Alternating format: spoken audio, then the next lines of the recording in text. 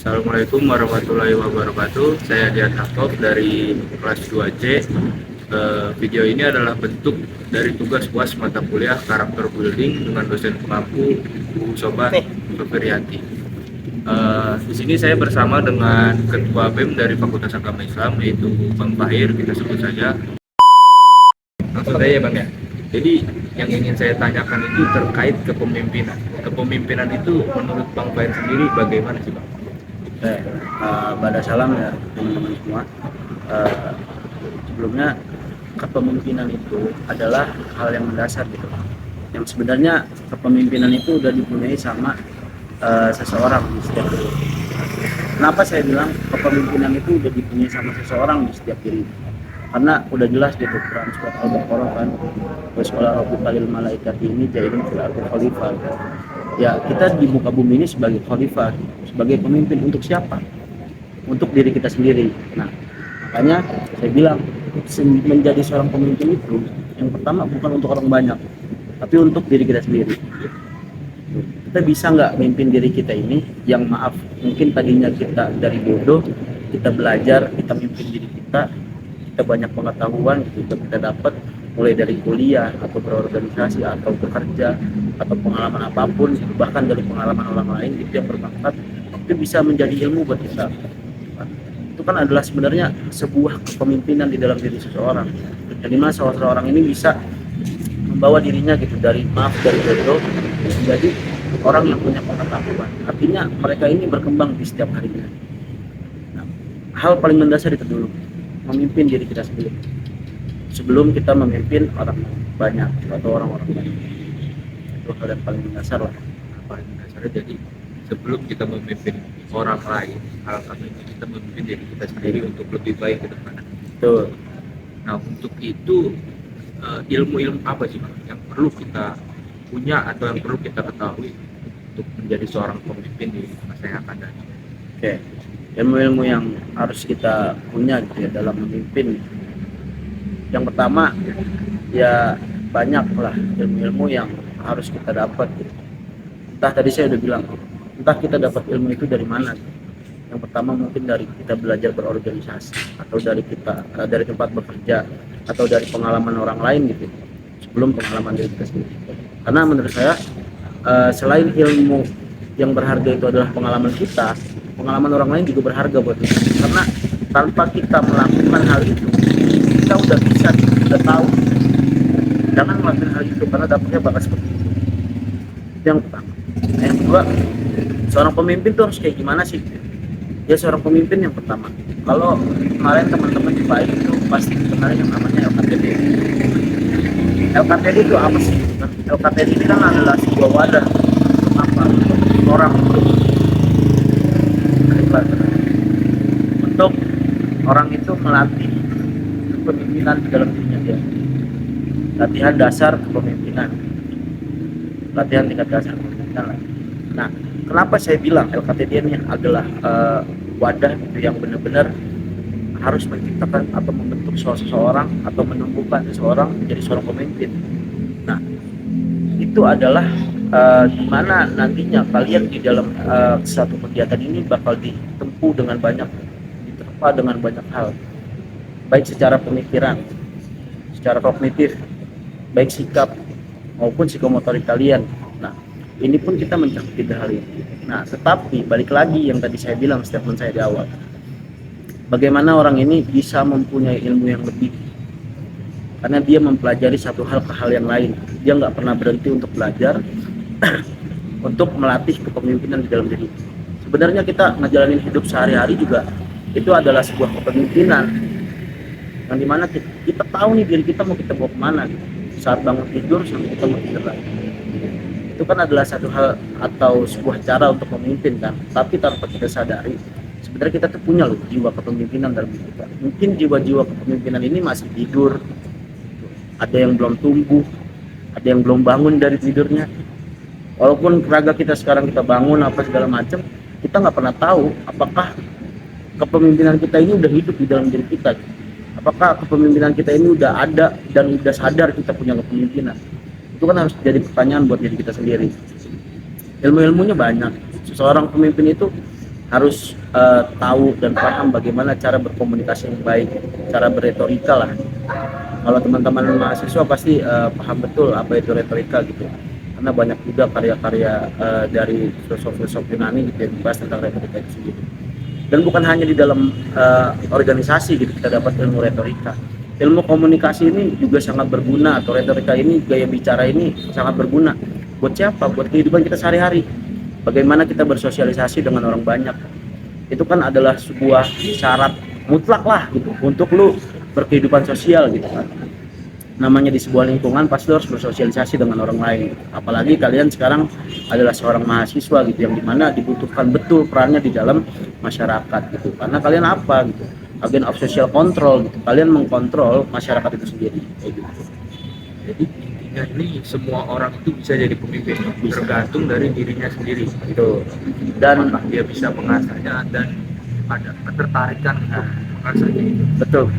Dan banyak itu kepemimpinan atau nilai-nilai, atau kita bisa bilang ilmu-ilmu lah tadi yang ditanyakan, ilmu terkait dengan kepemimpinan. Selain dia jago berkomunikasi, dia juga harus bisa apa? Dia harus bisa adil gitu. Lagi-lagi saya bilang, adil ini jangan untuk orang banyak dulu.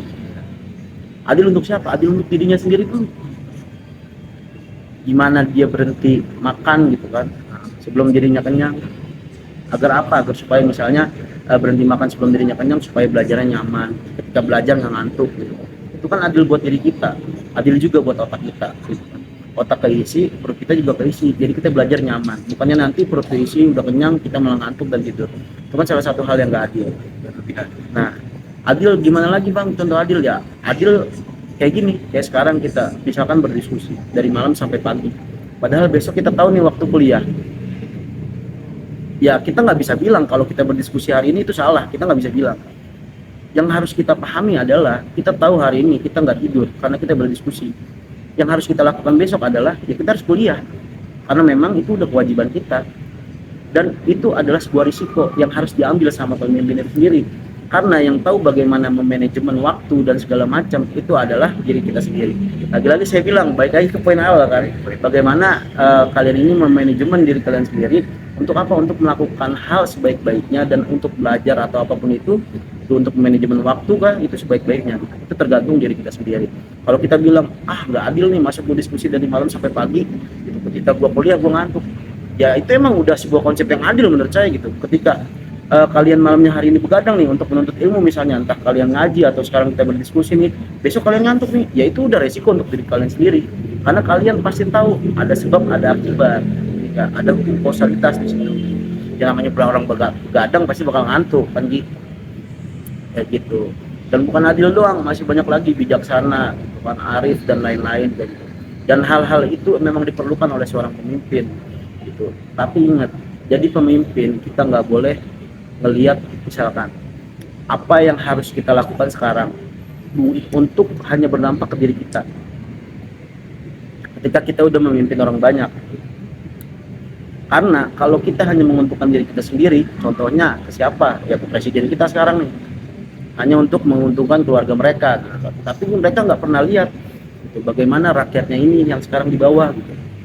Bisa jadi sekarang kita bebas berbicara kan, kita nggak tahu misalkan setelah video ini viral kita bisa ditangkap berdua nih gitu kan. Nah ini hal-hal yang begini gitu, ini yang nggak mementingkan gitu. Namanya orang ini nggak boleh gitu ketika udah menjadi pemimpin. Kalian tadinya sebelum jadi pemimpin nih, kalian berusaha bagaimana manajemen waktu, bagaimana berkomunikasi yang baik, banyak janji-janji kepada masyarakat kalian, tapi tanpa kalian sadari kalian kemakan sama sifat setan, tamak. Ada ketamakan di situ. Tuh, pasti ada hal-hal yang ditawarkan oleh setan. Gitu. Balik lagi, namanya kita ingin belajar, pasti ada godaan dari setan. Dan salahnya kepresidenan kita hari ini, mereka mau mengambil hal yang ditawarkan oleh setan. Itu berarti bang, berarti ada tantangan tersendiri untuk menjadi seorang pemimpin. Menurut bang Fair sendiri, tantangan seperti apa bang yang paling mungkin membuat diri kita jadi itu tadi tamak gitu? Yang pertama, kalau kita belum siap jangan jadi pemimpin. Itu yang utama.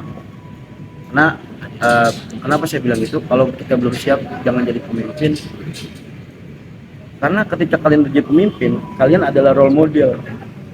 Apa sih role model? Contoh. Contoh buat siapa? Buat anggota, buat masyarakat, dan lain-lain. Nah, kenapa? Kita jangan heran sekarang. Misalkan di Banten ada dinasti politik.